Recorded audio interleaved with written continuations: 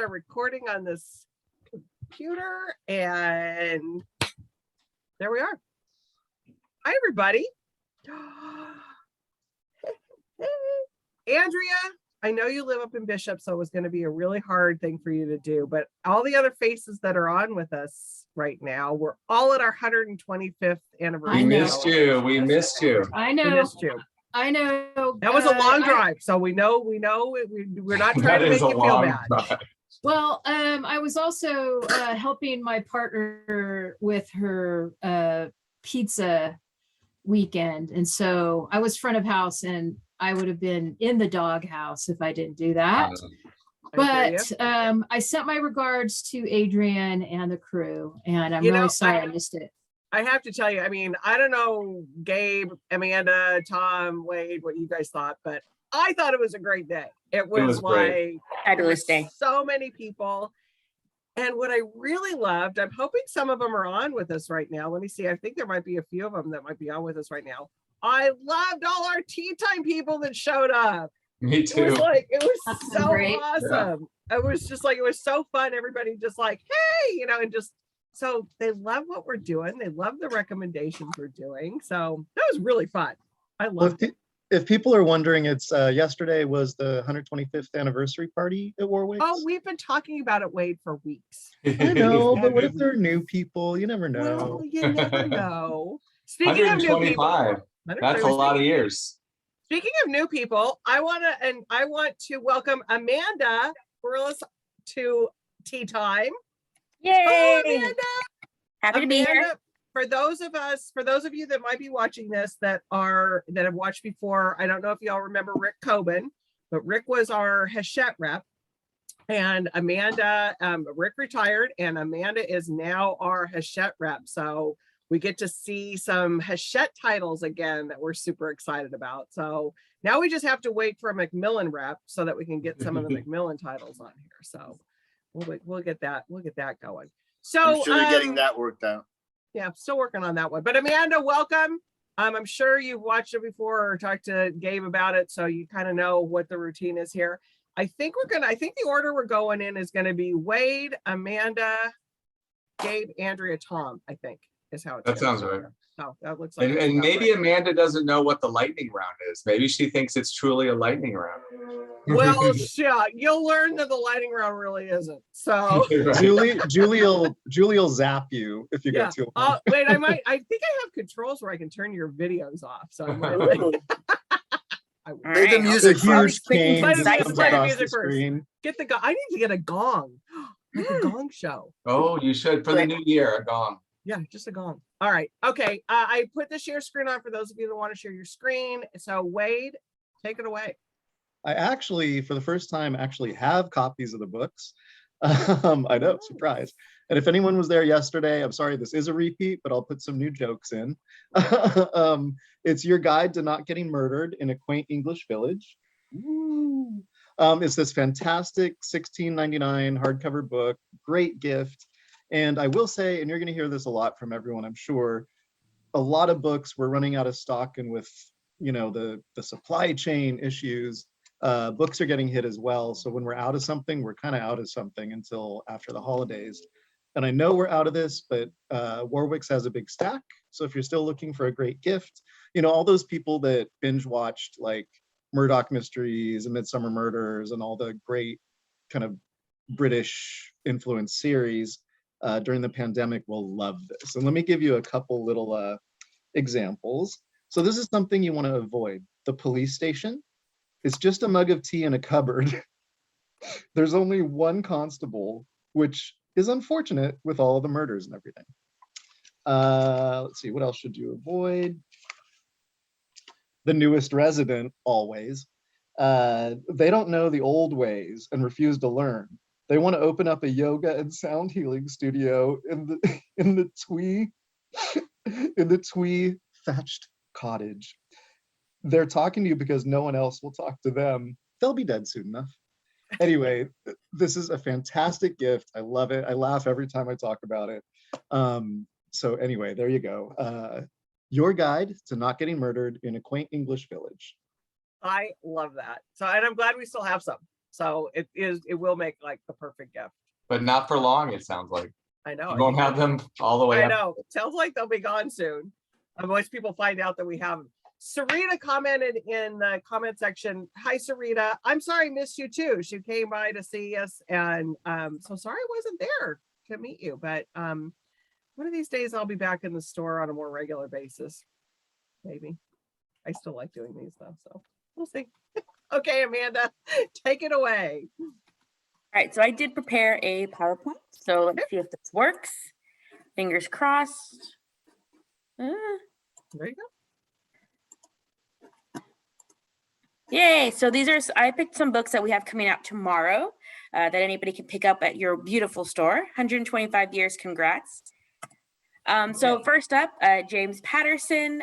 He really needs no introduction, shall we say, but this is the newest book, Fear No Evil, an Alex Cross thriller.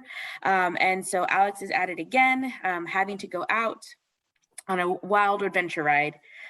So again, for all the James Patterson fans out there, you will definitely not be disappointed. And it's nice to see a new Alex Cross coming. So yay for that.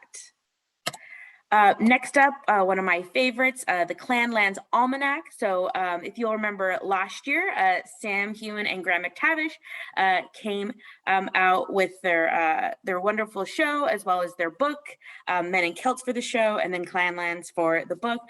Huge success, and this is just a continuation of their adventures around Scotland. And so this one is seasonal stories, so different times throughout the year in Scotland and different things that are happening. You know, I was a huge fan of the original book. Happy to have this one out too. You're really just going to love it. And for all Scotland lovers, you know, I love Scotland. I enjoy it. I can't wait to get back to traveling to Scotland again. So this book is definitely right up the alley for those that enjoy that as well. And just reading about the history is great. So. Okay, I'm going to interrupt you for 1 second. Yeah. Because we do one at a time. Oh, I'm so sorry. No, that's okay. I just don't want you to. I don't want you to go through all your books all at once, and so. Jules. I'm learning. Okay. I'm learning. That's okay. You're learning. It's I'm two down though, so I'll wait. You're two down, but that's okay. That just means that your lightning round, you could take longer on your lightning round because you went through. So you got some more time there. But I wanted to when you talked about James Patterson. And I was told that it's okay that we do this. We're actually going to be hosting him and Mike Lupica for their new book, The Horsewoman, as a so look at this one, the Alex Cross, look at that, but then also look for we'll probably be getting that link up this week for the Mike Lupica, and Elizabeth Letts, who wrote the $80 Champion, is going to do the interview. So that'll be really fun. Okay, so yay. So I mean, so you got round two, Amanda. If you want to talk about something else, if you just want to go on the fly up, we'll let you do that too. So we'll wing it. It's all good. Gabe, take it away. Already? Yeah, we're flying today. Flying today. So my first book today is Chouette by Claire Oshetsky. And this is a book that at first glance, you're like, what the heck is this? It's one of those books that had a quiet introduction, but without a whole lot of prompting from us. It was an indie next pick, which is what, as for those who don't know, independent bookstores read a lot of things and they recommend their favorites. So there are a lot of books that get read because everybody reads what they like to read. And somehow these nominations come in and some books rise above. And this is one of the books that was selected by booksellers across the country. And it is, as I said, it's kind of a slow intro. You're like trying to figure out what's really going on in this book. And it's a book, it's a metaphor. She writes, the novel is about a Tiny who's pregnant and is expecting a baby. And she keeps talking about she's having an owl baby. And her husband doesn't quite know what she's talking about. And as it turns out, what she has is a child that's essentially a child that's on the spectrum, on the autism spectrum. And the baby comes into this world with all its innocence. And slowly the baby starts to develop these traits and starts developing, some of it is violent. Tiny is compelled to have this child grow up true to her nature, as opposed to what people want the child to be. And at a certain point through the novel, she realizes that her husband and the doctor are frantically looking for a cure for the baby, and she's stuck between what does she have to do for the child. So it's a really deep book. Clara is a parent to two autistic children, so she knows what she's talking about. And it's one of those books, as I said, that just on its own merit has really stood out. It was one of those middle-list books in the middle of the publishing spectrum, from huge to really small. And it was right at,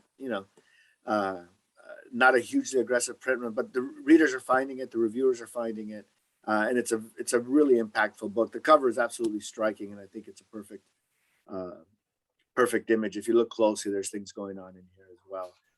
But it's a book that booksellers have spoken, and we enjoy the attention we're getting for this really impressive novel. The cover is fantastic. I mean, Yeah. that is a Beautiful. great package. Beautiful package for sure. Okay, got a couple comments coming in. So Beth Johnson says hi to everybody. Tom, she just finished the Richard Osman, so thanks for that. It's a winner. Yay. Yay. And she just started Hench. So Gabe, she says it's unbelievable. She'll never look at a superhero character the same way. So there we go. Awesome. Love it. Okay, so thanks, Beth. And then Beth Dougherty says happy 125th. So thank you, Beth, for the wishes. We're looking at how do we go for 125 more. I had one of our authors. Oh, where did we all go? Oh, I started sharing my screen I prematurely. was like talking too much. No, no. That's the way we cut everybody off. A new that's our gong. That is actually our gong. It's our You know pointer. how I always take a long time to do it. So I was just poised, and I thought you were done. So shall I remove the screen share? No, I'm so sorry. I think it's fabulous. Well, I take so long to do it, and I just didn't want Gabe to judge me this time. So I love it. know he's like, what's going on? Why can't she do this? No, Because he's like seamless, okay? He's I just know. like, so Gabe's I'm got just it trying, down. I'm just trying to like keep up with the Brias. So Love it. All right, you go, Andrea. okay, so I want to talk about The Writer's Cats. This is a rare illustrated volume from Europa Editions. It's from Muriel Barbary, the author of, among such illustrious novels as The Elegance of the Hedgehog and the more recent A Single Rose, which I spoke about a few weeks back. This is a beautiful little illustrated book about her cats. She's got 4 cats, as you see here on the cover. It's not illustrated. It's narrated by one of her cats, Kieran, about the author's predilections and what she does in her home studio. And as you can see, it's pretty charming, the beautiful illustrations here. And we just think this is wonderful. We've sold a few copies already at Warwick's, but there's room for more. There's a few more in stock before the holidays, so run down and get those. It's very cute, very French. So it's for book lovers, feline lovers, and the Francophiles among your holiday gift list. And this is $16.95 hardcover, The Writer's Cats by Muriel Barbary. Wait, I'm seeing this as a stocking stuffer for you. Right? Yeah, that's true. Oh, and Amanda. Okay, Amanda, what do you got to say? It's absolutely adorable. It really is. I already ordered it. Love it. I love that we're all our own best customers on this. For sure. All right, Tom, take it away. All right. Well, and I want to say first that the supply chain is no joke. Since we started, I've gotten an email from an account and I've gotten a text from an account about 2 completely different books, like, where's my order? So it's happening. Yeah. My first book, I have 2 books. The first 2 books are books about books. I love talking about books. So the first one is just out this week. I think it's this week, or maybe it was last week. The Sinner and the Saint. The subtitle is Dostoevsky and the Gentleman Murderer Who Inspired a Masterpiece. So this is the 200th, this week or last week was the 200th anniversary of Crime and Punishment, Dostoevsky's masterpiece. And Kevin Birmingham has carved out a little genre for himself. His first book was The Most Dangerous Book, which was about the creation of James Joyce's Ulysses. It was the story of the writing of the book and then the publication. So this book, and that got incredible reviews. This book tells the story of how Dostoevsky, who was at his lowest point, penniless, had just come back from being in prison. But he had this idea to write a book about a murder story, but from the murderer's perspective. And his character was going to be a murderer, and you would know that, but he wouldn't be a monster, which was kind of revolutionary for its time. So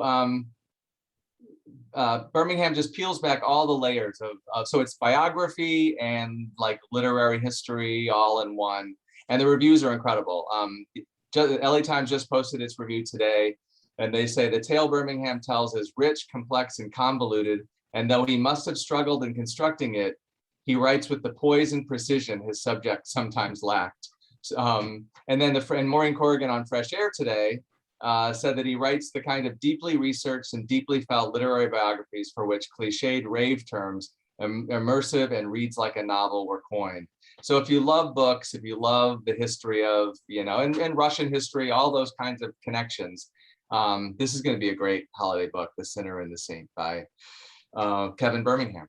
Yeah, no, I agree with you, because Gabe, don't pick on me when I say this. Oh, You're just asking for it. I know Julie. I'm asking for it. Gabe's always gonna poke at me a little bit. But are there a lot of books about Dostoevsky out there? I mean, I don't know. I don't think there are, right? There aren't. Biography. Yeah. There aren't, although because it's a 200th anniversary of this book, we did publish 2 this year. This Right. is being one of them. But Right. yeah, no, there But are. I think in general, there are probably I Right. have not that I read them, but I mean it would be fascinating. So Yeah, and he's a great story. I read the first book. He's a great writer. So Yeah. Cool. All right, Wade, back to you. All right, and I apologize for my lighting. My desk light died today, and I don't have the right light bulb. So Oh, we're at the disco, baby. yeah, Club Wade. Club Wade. So I'm going to talk about a great cookbook, the Malibu Farm Sunrise to Sunset book. This is their second cookbook with us. And if you aren't familiar with them, Malibu Farm started as a catering company in the author's backyard in Malibu. And now she has 8 restaurants called Malibu Farm across the world, actually. It's international. And the original and the coolest one is the one actually in Malibu, right on the water. There's a shop connected to it. It's gorgeous. And I would say Malibu Farm, these books are kind of like the West Coast companion to The Barefoot Contessa. It's all very fresh ingredients, very easy, everything works. And let me just read a couple of the recipes. And there's one very appropriate recipe coming up. Pickled Fresno chili peppers, which I've never attempted to make, but it sounds wonderful. Spaghetti squash lasagna. And I have to say, I've been looking for something like this for a long time, because I try to eat low carb as much as I can. And this is a great answer to that. And then, so this is very appropriate. And I don't know if the picture will come out, but I'll hold it up in a second. The good stuffing. This is the California version of Thanksgiving stuffing, or, stuffing. Let's try and get, wait. Let's try and guess what's in it. So California guess. stuffing. So it's like there are artichokes in it? No. Oh, okay, never mind then. Nice try, Julie. Do you want a cookie? Yes, so, please. I know the picture isn't coming out great. Sorry, it's so dim.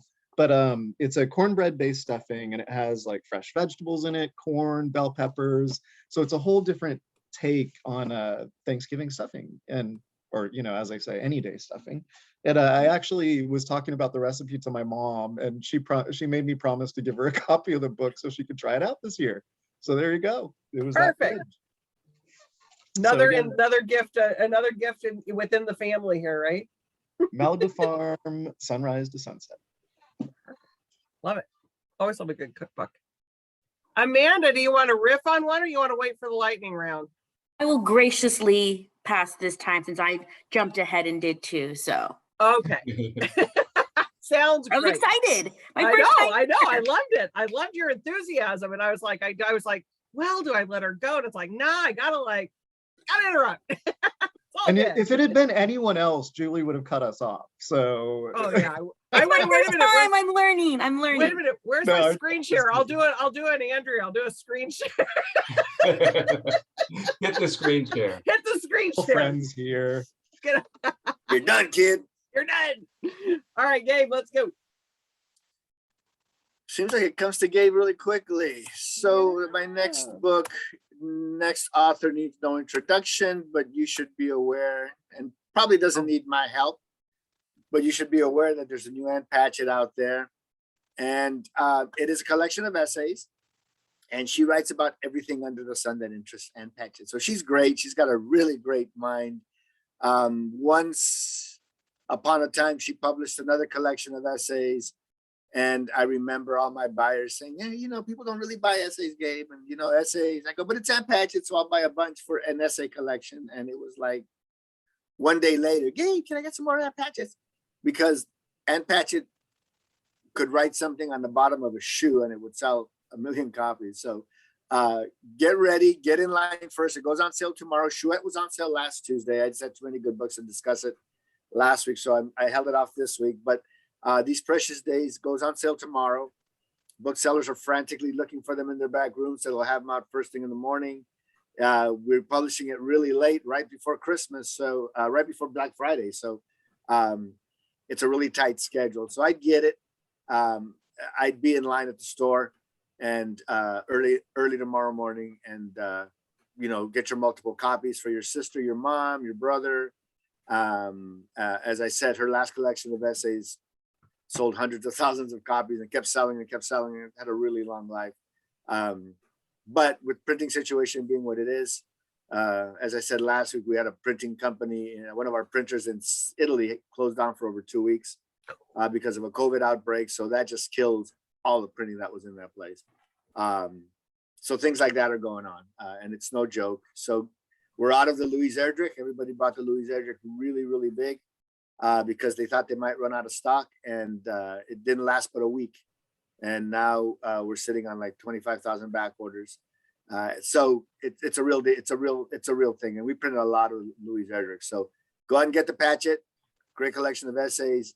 Any interest you have, she probably discusses it. So all the universals. And it is just, you know, got to start Publishers Weekly Review and a Start Kirkus Review, as Anne tends to do. Coming off the Pulitzer Prize for her last book, The Dutch House, and which sold also like 1 million copies in all editions. So we're really excited to have this. So there's a stack at Warwick's. There's signed copies available at Warwick's, but like I said, they're going to go fast.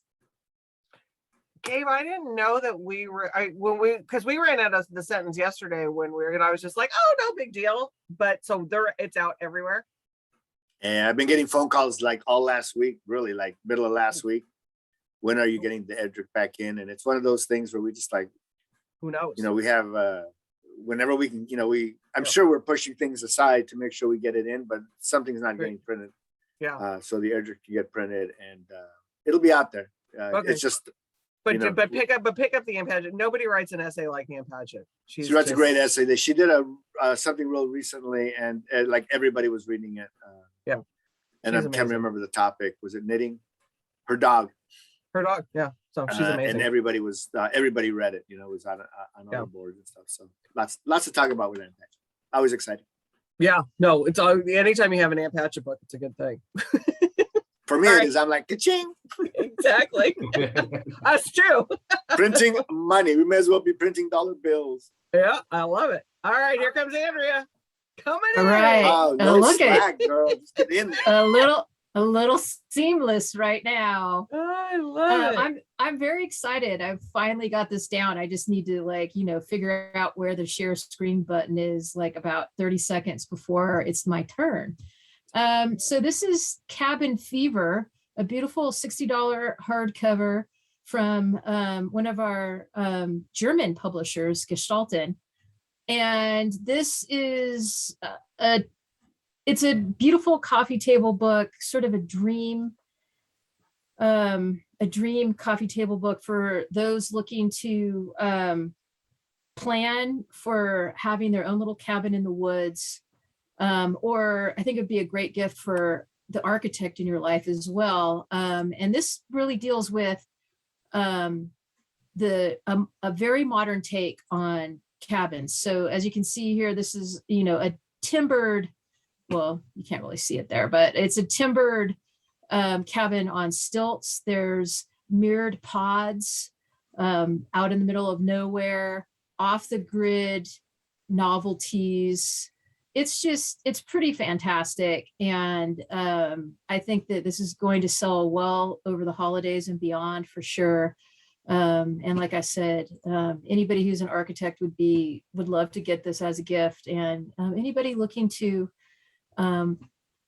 just start to put together some plans for building their own little getaway out in the middle of nowhere. So that's it. Cabin Fever, Enchanting Cabins, Shacks, and Hideaways, $60. It published on November 16th, and that's from Gestalten. That looks amazing. What do they Very call that? cool. Dream? Beautiful. What do they call that? Dream boards or whatever it is when you are trying to Vision boards. Vision board. board. There you Vision go. Vision boards. board. That's Vision what boards. that would be good for. Is a Imagine vision it. board. It's yours. And put it in the universe. Seems like Bishop, California would be a nice place for one of these modern Yeah. cabins. Yeah, up in the hills a bit from here, it would be pretty great. Yeah, for Yeah. sure. And Gestalten's always good. They always do really, really good quality photos and paint and all of it. So Yeah, they do not skimp on their printing specs. Yeah. I'm just happy that it got here before the holidays, considering everything that's going on. So sure. buy it now, because who knows what's going to happen with stock. All right, Tom Benton, you're All up. right. My next book about books, also published by the same publisher as the first book, Penguin Press, is Around the World in 80 Books. Can you see that? Mhm. By David Damrosch. So he's the chair of Harvard's Department of Comparative Literature, founder of the Harvard Institute for World Literature. So he came up with this idea during the pandemic. So it's a pandemic, it's like how do I deal with the pandemic? And being the kind of incredibly well-read person that he is, he decided I can't travel the world, so I'm going to travel the world through literature. And so he takes you around the globe through all these exceptional books.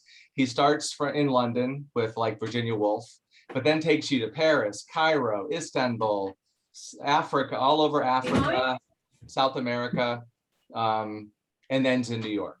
So, and the writers that you've heard of, mostly writers you've heard of, but maybe haven't read. So it's interesting to get his take on these writers. But then there are writers you've never heard of writers that he's just kind of discovering. So there's Nobel Prize winners. It's a really great mix of books.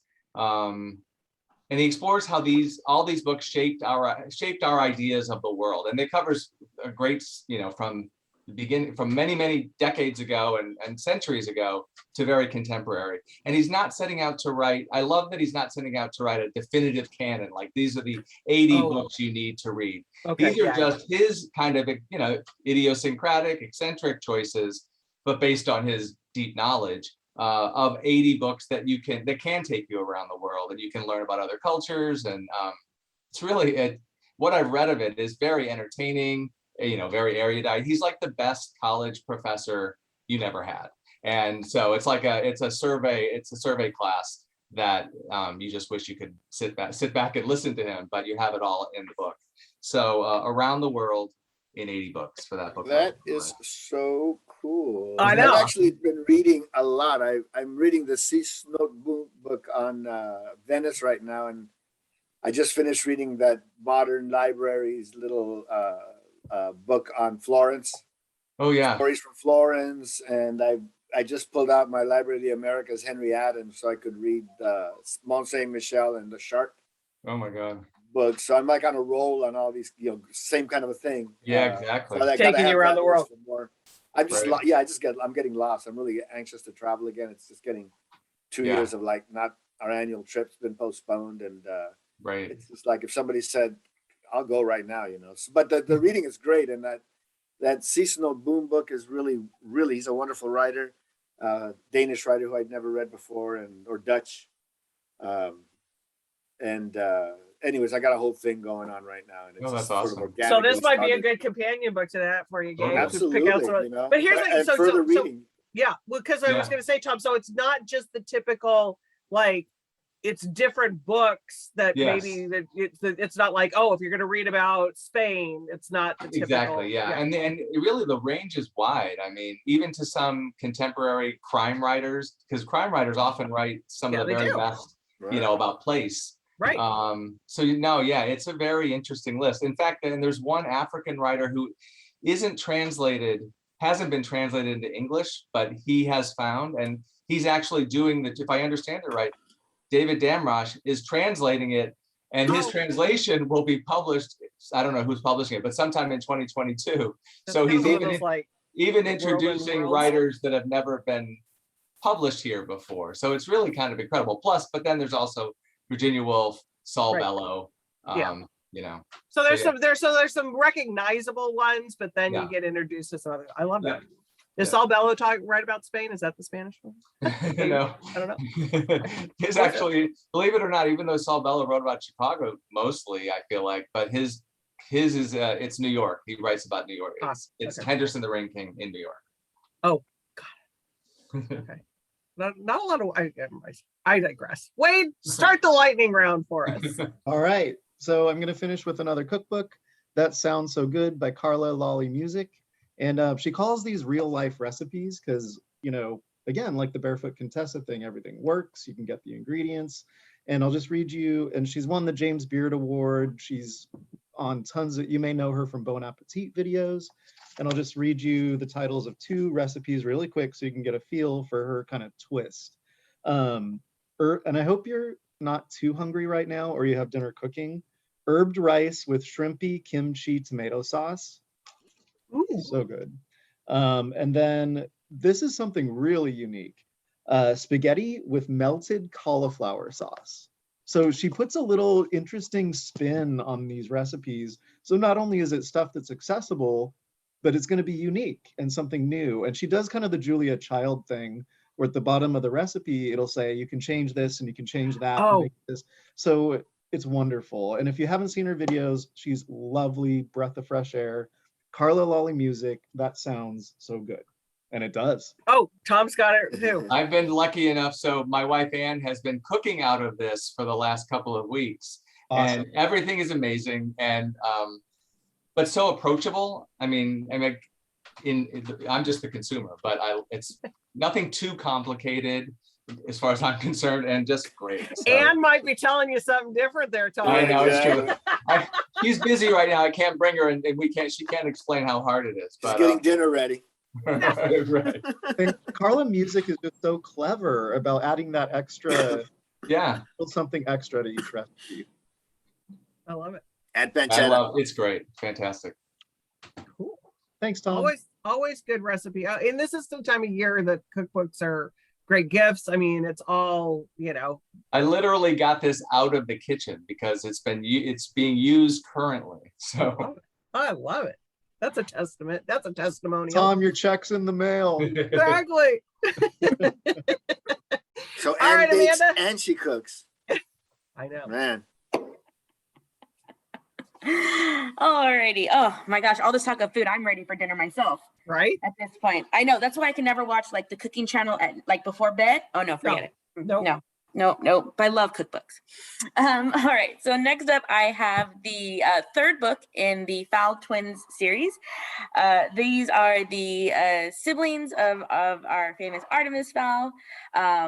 And so this is your third adventure going out, and this time they are going to face their foe, Lord Teddy, from the first book, who is out to get back at them. And so, as you know, with Owen Colfer's books, they are fabulous. They are fun to read. It's adventure nonstop. I am a huge fan of the Artemis Fowl series, read them for years, and so to have some new books with featuring some new characters in the same world, of course, is super exciting. And of course, they had the show or the movie on Disney Plus as well for the Artemis Fowl. to enjoy there as well. So yay, it's just, again, their action pack kit. This is for children, middle grade, so about 10 to 14 is what this is roughly recommended for. So yay. Okay, yep. That's what I was going to ask you. I was going to ask you what, because and that's the thing too, that I think with most of these kids books, they need to probably read the first two they should read the series. This one has to bring the same character. But so Okay. again, I just know the fans of the Artemis Fowls, it's nice to know that there's another one A coming. new series. Yeah, out, it's a new series. And those, kids, they know their series when their next one's coming. So they Oh, are boy. so ready. We get them at the store, and it's just like, I mean, if we're like a millisecond late, it's just like, yeah. okay, yeah, no, we got it. Yeah. So yeah, no, these kids will be ready for this when it hits the shelf tomorrow for Perfect. sure. So All right. yeah. Perfect. Okay, that means that game's up. Lightning baby in a bottle.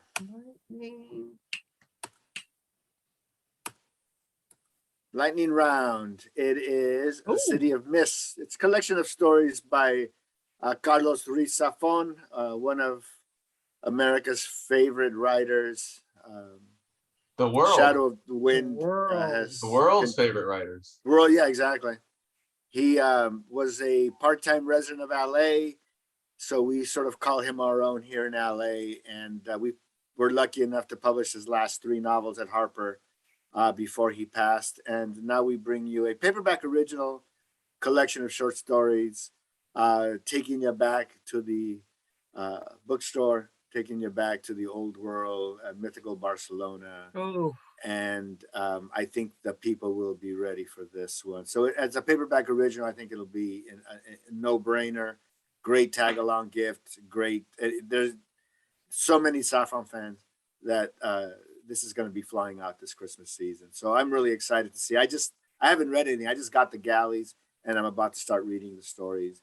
But I can't wait to get back into the world that he created. And it's a lot of fun. And we're really great cover, accessible price. I mean, we're just putting this book in your lap. Question for you about that. Is it out? Is it out yet or not yet? It's out tomorrow. Out tomorrow. And are these stories that have some of them been in other places or no? I think everyone is unpublished, is what I gathered from the info I got. Yeah. Wow. Okay. Beth, yes, Beth, I'm right there with you, because Beth on here says she didn't know there was a collection coming from him, and a holiday present for sure. No question. That's one of those that would be an easy hostess gift to give to someone if you're going to.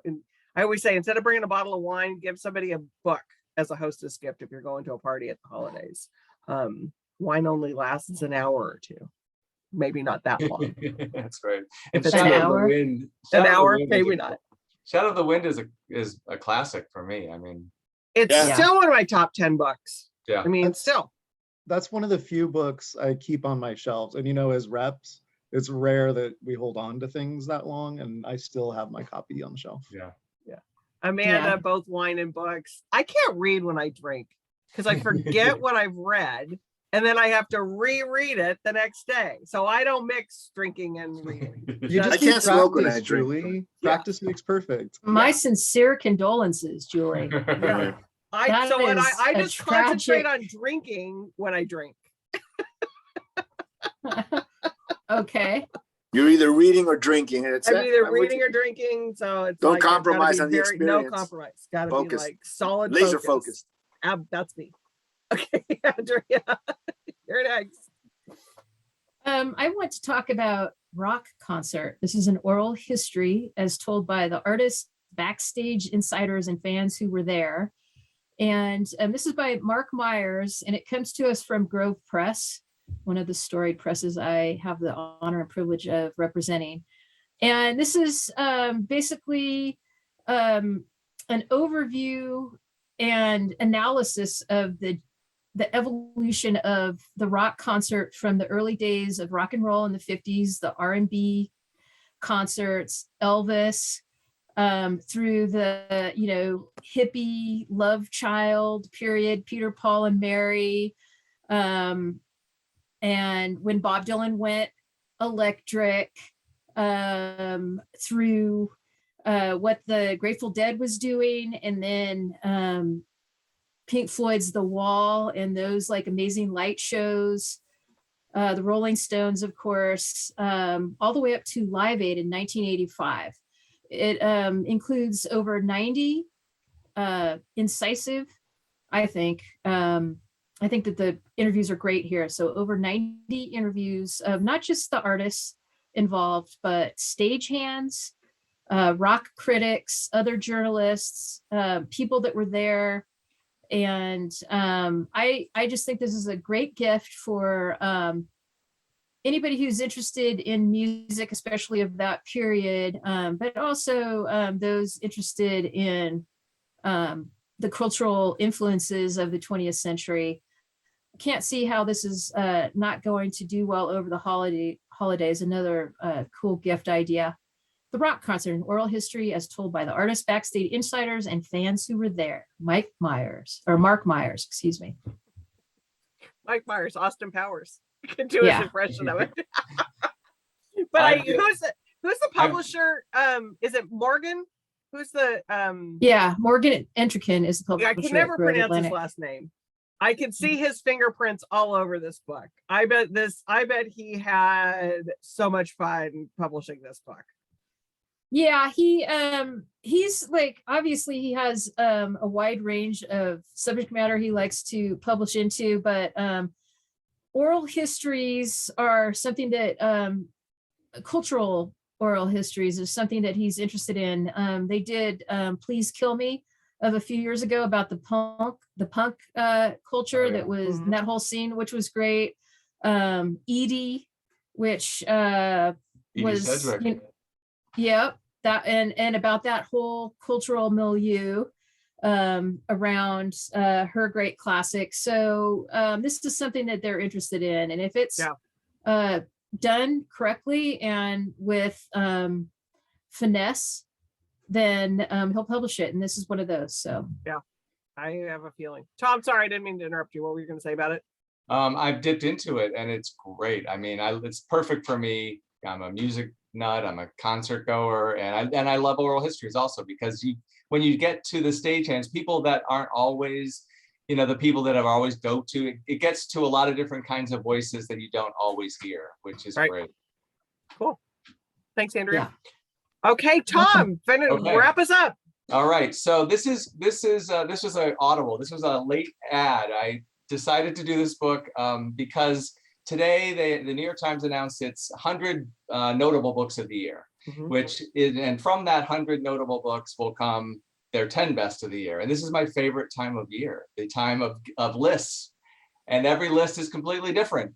Right. Books that won the National Book Award are not necessarily even on the New York Times 100 notable books. So there's just so many lists. That's and I love crazy. them all. It's great. And that happened today with their notable books. Wow.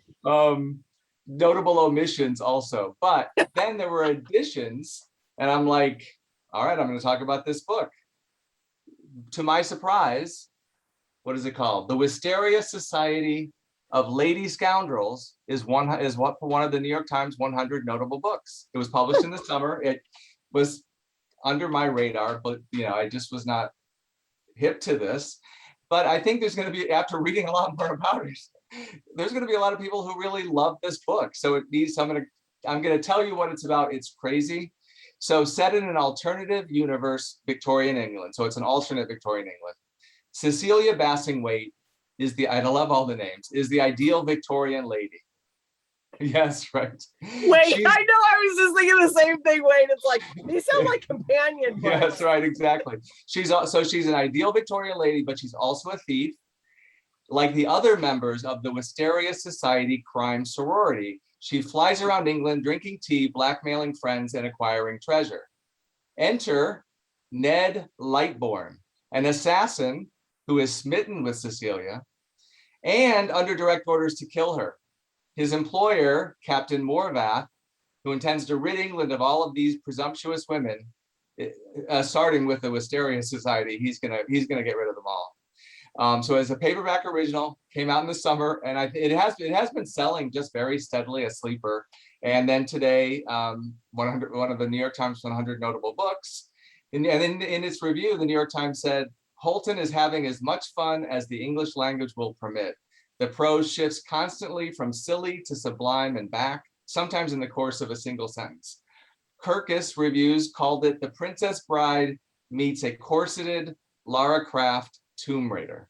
So who could resist Princess Bride, Lara Croft? So I leave you with the Wisteria Society of Lady Scoundrels. I apologize for overlooking this for 6 months.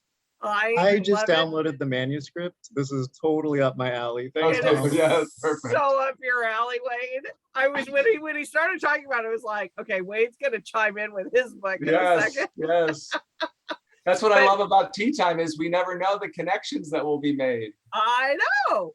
But Tom, I have to tell you, when you first went to like lift it up, I was looking at the cover and I thought it was Still Life again. Oh.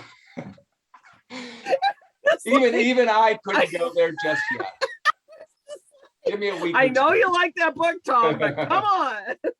That's why I'm changing it up, right? Changing it up. But it was as it was coming on screen, I was like, oh my God, is that Still Life again? It just won't stop. And I He love won't that I stop got, talking about it. and the first 2 books were about classics and world literature. Right. And now And then something just completely fun. I love it. But it And then sounds like, something you know for what, me. and something for Wade. And it sounds like it could be like the Richard Osman kind of feel Yes. of a book, if you like Yeah, that that's true. kind of thing. Yeah, yeah, In a totally. little bit different, yeah. Yeah. All right, everybody. That was really fun. I know we're all thinking Thanksgiving, and I appreciate you all coming on Thanksgiving week and sharing these great reads with us. And I know what I like to do over Thanksgiving is after I'm like stuffed on Friday, then I just like lay around and read books all day. So Oh, yeah. here we go. Some great selections for us. Amanda, thank you for joining us. Hope to see you again. So When happy you to have be here. We'll time. definitely be back again. I'm glad I can finally Yay. join you guys. Yay. I'm Yeah, so glad welcome. you joined us too. All right. So with that, happy Thanksgiving, everybody. And it's Small Business Saturday on Saturday. So if you're thinking of not just books, but any kind of Christmas gifts, think of your small businesses in town. So anyways, with that, happy Thanksgiving and Happy good night. Thanksgiving, everyone. Happy Bye. Thanksgiving all. Happy Thanksgiving. Bye.